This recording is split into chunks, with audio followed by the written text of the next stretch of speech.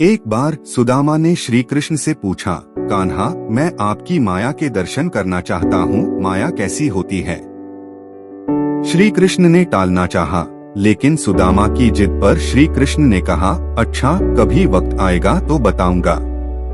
और फिर एक दिन कृष्ण कहने लगे, सुदामा, आओ गोमती में स्नान करने चले। दोनों गोमती के तट पर गए, वस्त्र उतारे, दोनों नदी में उतरे। श्री कृष्ण स्नान करके तट पर लौट आए, पीतांबर पहनने लगे। सुदामा ने देखा, कृष्ण तो तट पर चला गया है, मैं एक डुबकी और लगा लेता हूँ। और जैसे ही सुदामा ने डुबकी लगाई, भगवान ने उसे अपनी माया का दर्शन कर दिया। सुदामा को लगा गोमती में बाढ़ आ गई है, वह बहे जा रहे हैं। सुदामा जैसे तैसे तट घाट के किनारे रुके, घाट पर चढ़े, घूमने लगे। घूमते घूमते गांव के पास आए, वहां एक हथिनी ने उनके गले में फूल माला पहनाई। सुदामा हैरान हुए, लोग इकट्ठे हो गए। लोगों ने कहा, हमारे देश के राजा की मृत्यु हो गई है। हमारा नियम है, राजा की मृत्यु के बाद हथिनी जिस भी व्यक्ति के गले में माला पहना दे, वही हमारा राजा होता है। हथिनी ने आपके गले में माला पहनाई है, इसलिए अब आप हमारे राजा हैं। सुदामा हैरान हुआ, राजा बन गया। एक राजकन्या के साथ उसका विवाह भी हो गया, 2 पुत्र भी पैदा हो गए। एक दिन सुदामा की पत्नी बीमार पड़ गई, आखिर मर गई। सुदामा दुख से रोने लगा। उसकी पत्नी जो मर गई थी, जिसे वह बहुत चाहता था, सुंदर थी, सुशील थी। लोग इकट्ठे हो गए। उन्होंने सुदामा को कहा, आप रोए नहीं, आप हमारे राजा हैं। लेकिन रानी जहाँ गई है, वहीं आपको भी जाना है, यह मायापुरी का नियम है। आपकी पत्नी को चिता में अग्नि दी जाएगी, आपको भी अपनी पत्नी की चिता में प्रवेश करना होगा, आपको भी अपनी पत्नी के साथ जाना होगा। सुना तो सुदामा की सांस रुक गई, हाथ पांव फूल गए। अब मुझे भी मरना होगा, मेरी पत्नी की मौत हुई है, मेरी तो नहीं।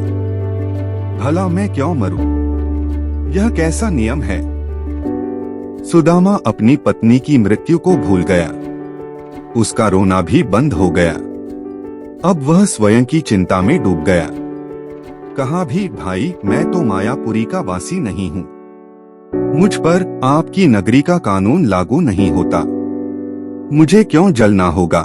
लोग नहीं माने। कहा, अपनी पत्नी के साथ आपको भी चिता में जलना होगा, मरना होगा, यह यहाँ का नियम है।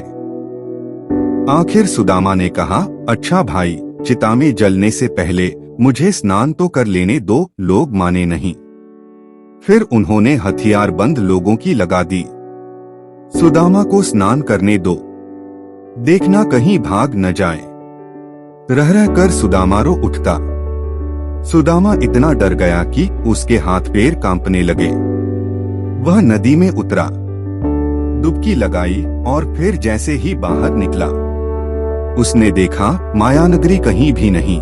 किनारे पर तो कृष्ण अभी अपना पीतांबर ही पहन रहे थे और वह एक दुनिया घूम आया है। मौत के मुंह से बचकर निकला है सुदामा। नदी से बाहर आया, सुदामा रोए जा रहा था।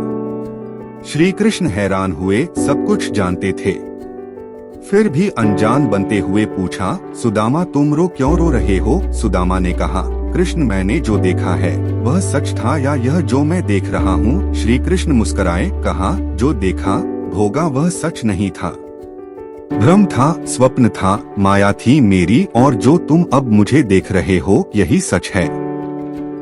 मैं ही सच हूँ, मेरे से भिन्न जो भी है वह मेरी माया ही है।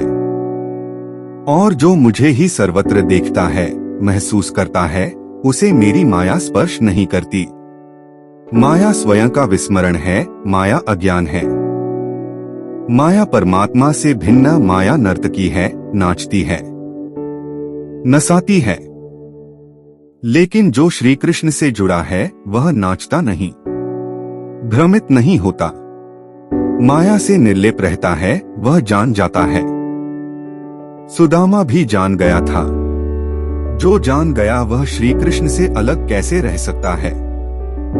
कृपया वीडियो को लाइक और चैनल को सब्सक्राइब करें। आने वाले नए जानकारियों के लिए धन्यवाद।